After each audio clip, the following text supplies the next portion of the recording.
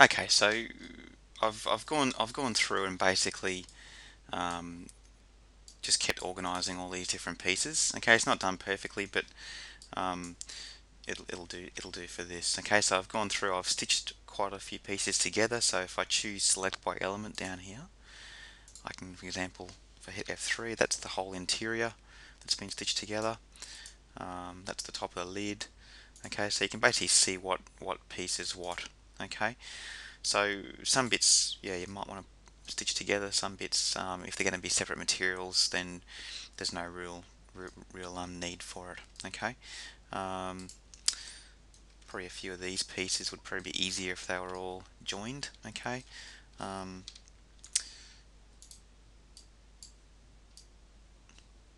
okay, I might even stitch that bit. You can see that bit there will stitch onto there quite easily. So I'll just choose those two, stitch. Okay, choose that one and that one, stitch. Okay, we're getting a little bit of distortion though by stitching those together, so I'll just try um, whoops, wrong one. Try my face angle relax. Okay, that seems to have worked okay. Alright, um, yeah, and I guess you could stitch this into here. Um, we'll see if it works. Okay, I mean there's going to be a seam there anyway, but it will make it easier for them to fit. Okay, so if I choose that and we go stitch. Okay, and then I'll do my relax. Oops, face angles. Yeah, that's actually isn't too bad. So we got a bit of few edges here that aren't straight, so you could manually straighten those edges using some of these tools up here, like a line. But that being all one piece is going to be easier to organize. So it's all just like a compromise, okay, between distortion, amount of pieces, um, all that sort of stuff. Okay. Anyway, the next job. Okay, and you might spend quite a long time getting all this and trying different arrangements and things like that. Next job you'll notice that as I've been working on things, the textile density on some of these pieces has changed. Okay, so here's an example. Okay, so I've got this piece here is the lid, and this one here is this strip beside it. Okay, now I'll just exaggerate it a bit more. So if I scale, here's the scale, this scale, and you've got like freeform mode. Okay, so I scale that up even more. You'll see there that what I mean. Okay, so this is going to have a higher resolution texture than this piece next to it, and you'll actually see a difference there depending on what the object is. This is more important if they're part of a seamless kind of surface, but it's still, you want them to be, that's what it means by an even textile density. Alright, so what I can do is I could just eyeball it by looking at the checkers, but what's really neat is if I choose everything. Okay, so these should be all the different pieces of the model. um, I can check if it is by going select invert. Where are we? It's not that one.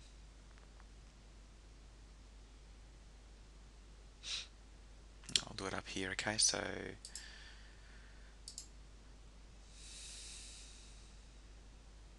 edit, select invert.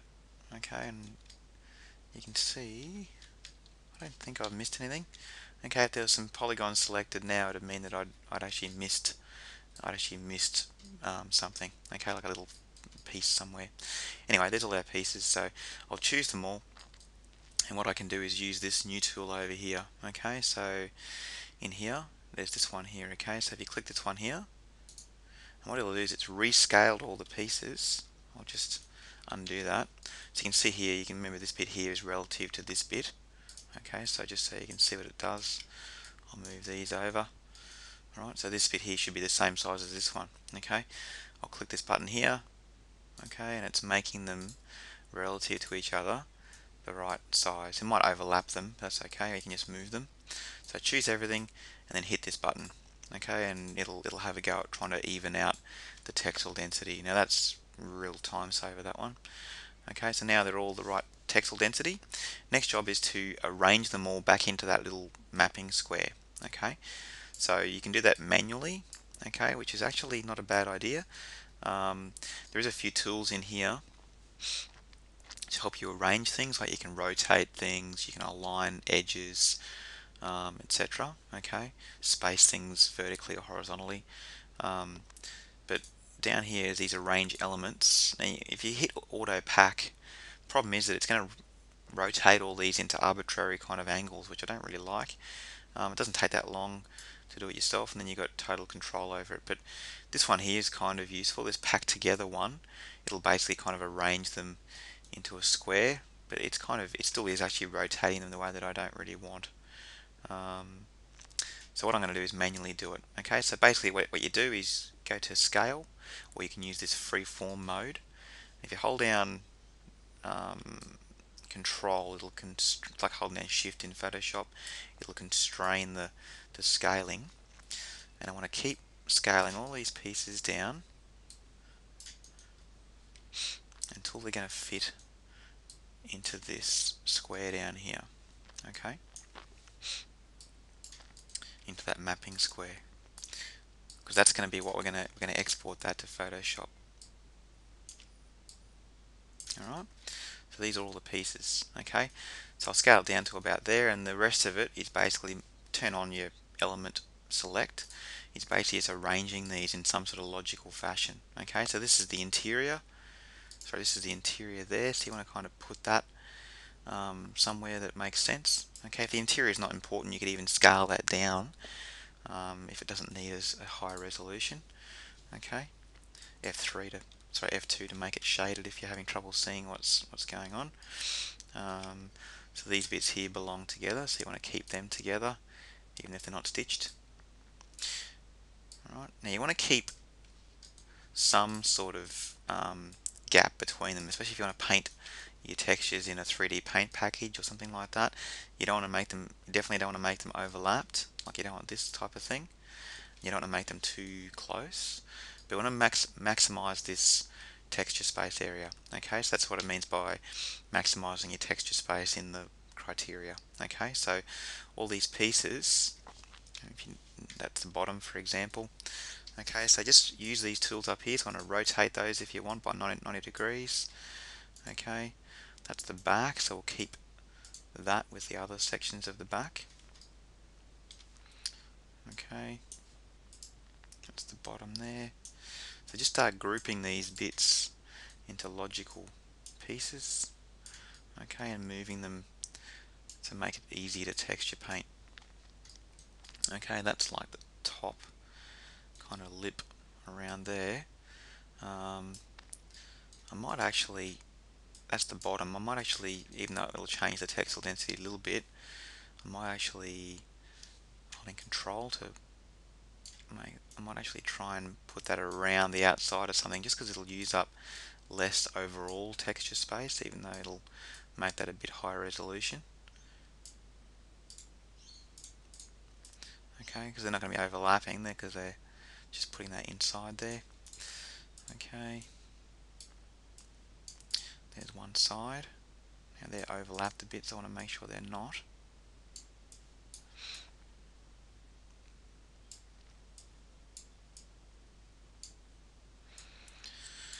Okay, it's a matter of just moving all these pieces around so they don't overlap. There's a little bit of breathe. This is called padding, the distance between these different pieces. So as a rule of thumb, I'd probably go for about a 4 pixel padding, but that's obviously going to change depending on what size texture you export. Okay, what size texture you're going to paint. Alright, so I've got all the bits in the square, and we haven't really made the best use of, like I can probably get all of them now and scale them up, okay, because they're all going to fit easily once I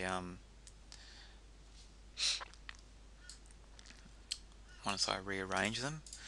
And this bit here, it's like a jigsaw, you're just trying to fit everything in. You might have small bits that it can fit in these corner bits, okay, but that can be pretty time consuming, just getting everything fitting.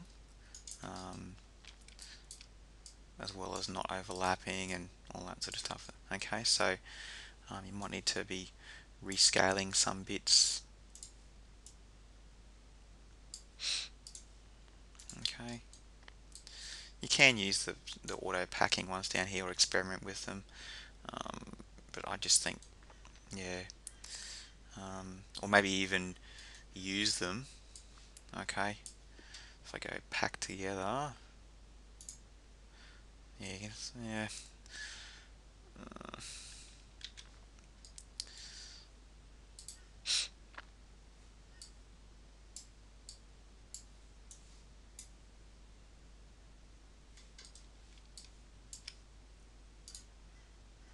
See, it's yeah. You can normally do a better job yourself. Okay, and that way you've got total control over how it's going to look.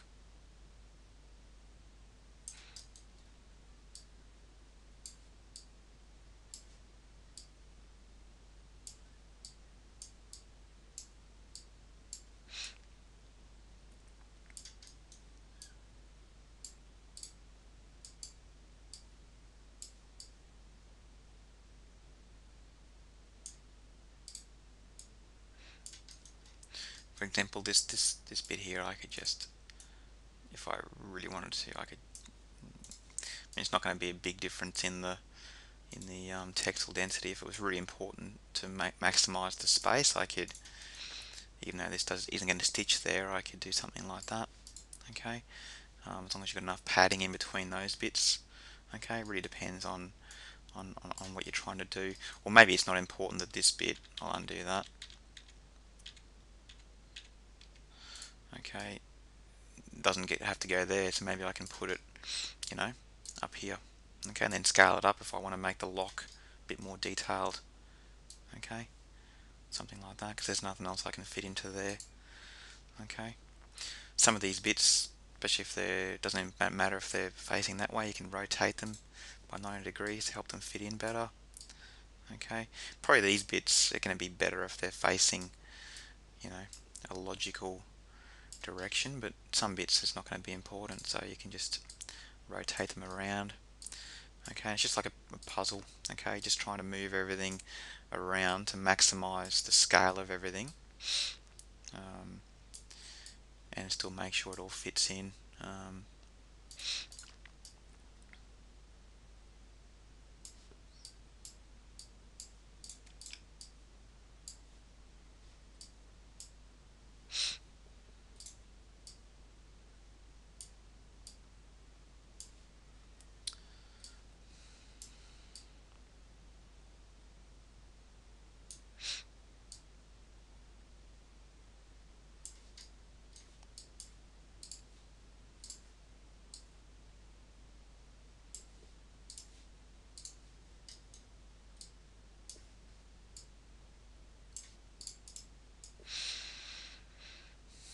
all right. Anyway, you can go with like this for quite a while, making sure it all fits in. So I might just pause it there and come back.